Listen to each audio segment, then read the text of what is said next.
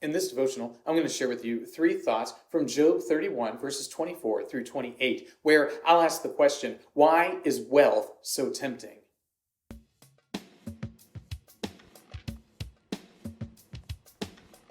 Job 31, verses 24 through 28 says, "If I have made gold my trust, or called fine gold my confidence, if I have rejoiced because my wealth was abundant, or because my hand had found much, if I had looked at the sun when it shone, or the moon moving in splendor, and my heart had been secretly enticed, and my mouth has kissed my hand, this also would be an iniquity to be punished by the judges, for I would have been false to God above."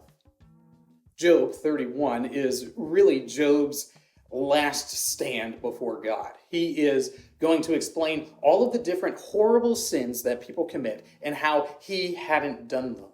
He'll talk about how he didn't lust after women. He made a covenant with his eyes not to look at a woman with lust in his heart. How he wouldn't try and steal his neighbor's wife from him. How he wouldn't do any of these many sins by neglecting the good things that he should do or by doing wickedness that he had done. And a part of this list of things that he claims he didn't do is the temptation to wealth.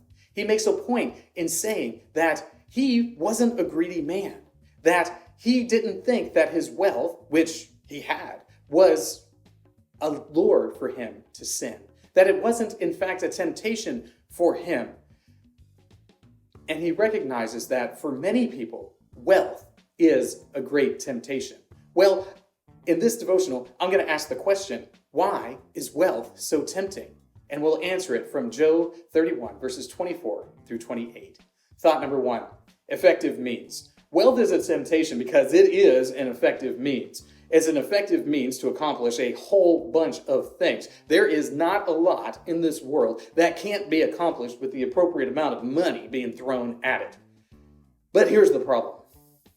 While wealth is an effective means to get many things done, it is not the be-all and end-all of solutions.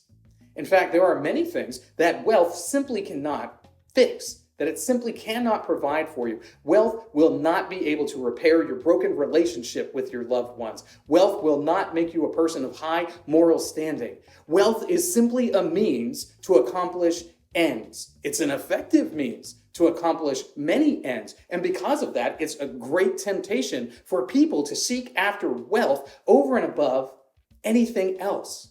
Job recognizes this, and he points out that he wasn't obsessed with his wealth, that he wasn't greedy, that he wasn't a miser, that he wasn't stingy, and that he didn't see wealth as the greatest thing in the world. He had it, but he didn't idolize it, and neither should we. Thought number 2, result of effort.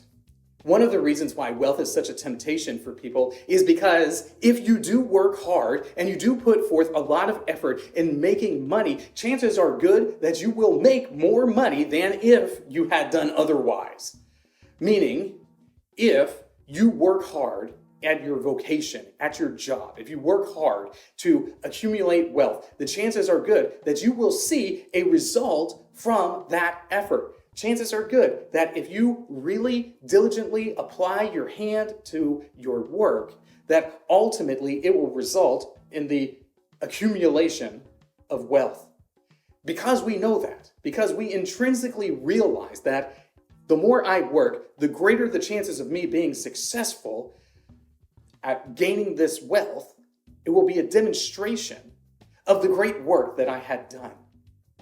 There is a sense in which wealth is your way of demonstrating to the world that you, in fact, have put some work towards something and have been successful in one area or another. Thought number 3, substitution for God.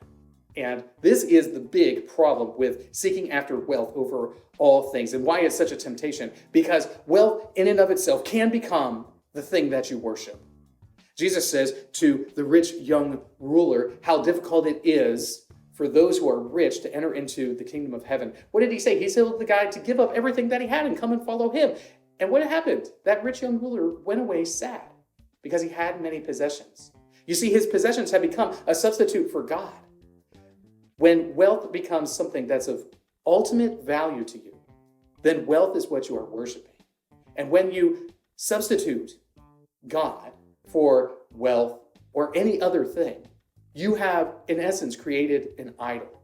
Wealth is so tempting because it easily becomes an idol. It becomes an object of our worship, and we make it the ultimate thing in the world when it is simply a created thing. These three thoughts come to you from the assigned reading of Job chapters 31 and 32.